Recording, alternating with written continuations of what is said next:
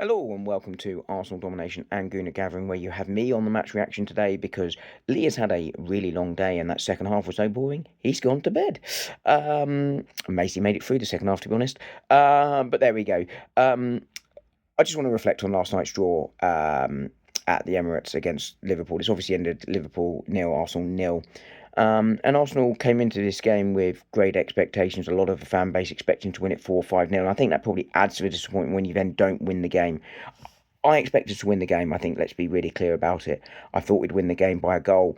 And therefore, I'm still disappointed with the result. And I think the first real takeaway has to be that it is a disappointing result for Arsenal. Manchester City have dropped points again this week against Brighton. They went first. They had an opportunity to put some pressure on Arsenal. And Arsenal, might well have not been under pressure because City didn't win, but they did then miss that opportunity to go 8 points clear, which I don't think it puts the title to bed by any means, but is another big step towards it. But more importantly, I think it was a chance to get a statement victory. A lot of Arsenal fans still very disappointed, understandably so, that we got the draw at Anfield earlier in the season, and this was a chance to sort of right that wrong. Sort of sense really from Arsenal that they had unfinished business from that game, having lost it so late to that fantastic Szoboszlai free kick, and we didn't take it today. We had all the big atmosphere, we had all the big build up, and Arsenal didn't take it. And I can understand the disappointment. I myself am disappointed we didn't take that opportunity to extend that lead. Having said that, I don't think it's a disaster either. We are still 6 points clear and in a very strong position in the league with another of our tough games out the way. In terms of the game, as I say, I think there were two more takeaways, and I think they're very much linked.